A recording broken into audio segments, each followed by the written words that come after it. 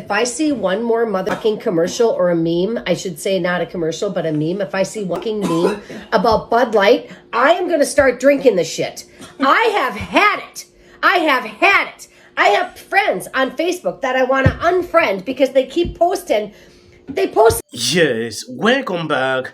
Grandma is extremely angry with anyone doing videos or doing memes about Dylan, and this issue of Boyd Light is getting her annoyed.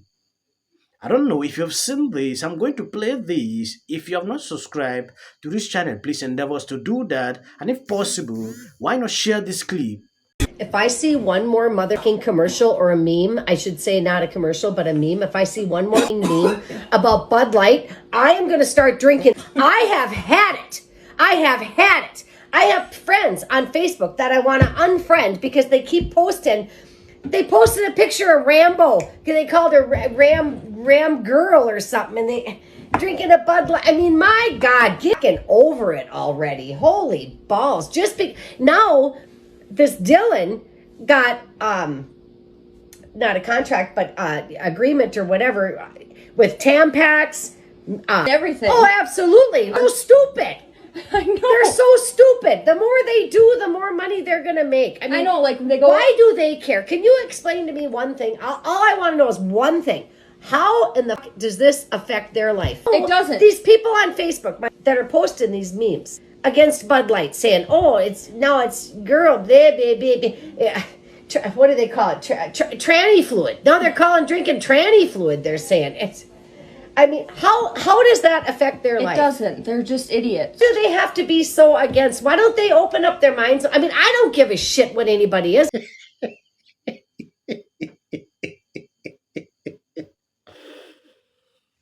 I don't know why she is so agitated about this. People posting memes, videos about Boyd Light. If they could stop this ever since this issue of Boyd Light could have died down. And they keep lighting the fire. We have recently seen the sales of Boyd Light. And if it covers up the label of a big woke company, well, that works too. Real women in politics. Order your Real Women of Politics koozie today. This is heartbreaking for Bud Light. This saga is not ending anytime soon. According to this article recently published by the Daily Mail, Bud Light hangover gets worse. Rival Coors Light and Miller Lite sales spike 18% in wake of Dylan debacle as flagship brand suffer a 17% dip. An industry insider call crisis an extremely difficult scenario. This is a call for concern. An update to the never-ending Bud Light saga, and I say that positively. I love that this saga is not ending for Bud Light. I love that for once conservatives took a stand and really dug their heels in here, and people are still sharing photos. I mean, they just cannot sell Bud Light anywhere because of this partnership with Dylan Mulvaney. Well, Bud Light executives have finally realized they've really got to change things, and they did this by getting rid of Alyssa Heinerscheid. Now, in case you don't remember who Alyssa Heinerscheid is, she's now on a leave of absence, the vice president of marketing for the popular beer. And she had been there for under a year, and her plans were to radically shake things up because men are bad and being manly is bad. And here's Alyssa explaining what she was going to do. When this started, if someone told me that this will end this way, I would say it's a lie. This is to tell you how the boycott has affected this company like never before. Focused on pride. They're focused on safe spaces. They're focused on everything but profit, everything but understanding who their consumers are, who their customers are. And eventually, in a capitalist society, you get smacked with reality. And that's exactly what's happened to Bud Light. Saranara, Alyssa Heinerscheid, no one's going to miss you, least of all me. So by the way, you said at the end there, oh, how do we make women don't want Dylan Mulvaney. Women don't want to be mocked. So I hope that helps you in your next employment opportunity. Women don't want men dressing up like little girls purporting that all women is lipstick and makeup. It's actually quite insulting. You should be insulted by that. Lots of exclusive content coming up on Daily Wire Plus, so go ahead. Going down with this article, Bud Light has suffered another blow in the fallout from its Dylan partnership as rival sales have spiked. While it sent huge losses, the flagship American brand has suffered a staggering hit, which resulted in 2 senior members of the team being placed on leave. I think I did a video about this. If you have not seen that, there is a link on the description. Bud Light VP of Marketing Alyssa took a leave of absence while the VP of mainstream brand Daniel Black stepped down some days after. The pair have faced the brunt of the criticisms with a report from Inside Express, a beer-focused newsletter, saying it is an extremely difficult scenario for the business, adding these numbers are staggering. If they can publish these, looking at the percentages, you will realize it's a sad situation for this company.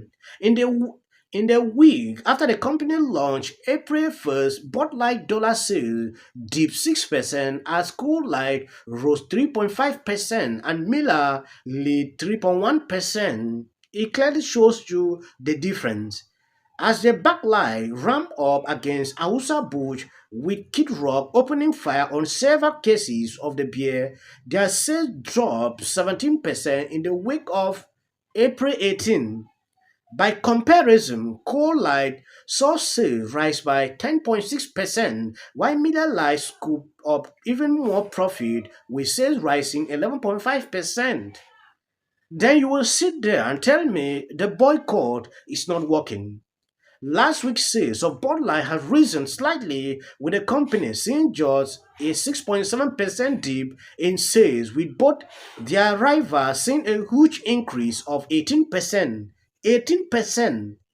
Then you can imagine what these people are going through. Putting these people on leave, they thought it would solve the problem, but at the look of things, this is 1 month going down, nothing is changing. It keeps getting worse for Bud Light. Bud Light is the largest beer brand in the US, but their decision to work with Dylan has seriously affected the company. During the knockout basket tournament from March 18 to April 1st, it was the clear leader of light beer, up to 15% according to the Brew Bond. But following the Mulvaney campaign, it trailed other beers by at least 6% in bars and restaurants. Between April 2nd and April 15, Beer Board says that their overall volume of sales at bars and restaurants dropped by 34.7%. Bud Light has now declined into the 4th spot of the most popular draft beer during a second week of the controversy, losing out to Coors Light. Light sales are down all across the country, and that includes restaurants and bars right here in Montana. A Bud Light boycott has some big skies. Those who found opportunity and challenge. You know, I would respect them if they had this, and then Dylan Mulvaney just starts cartwheeling into the frame. Day 368 of womanhood! This is what some CEOs like. Yeah. And we had this hangover. I mean, Bud Light had been kind of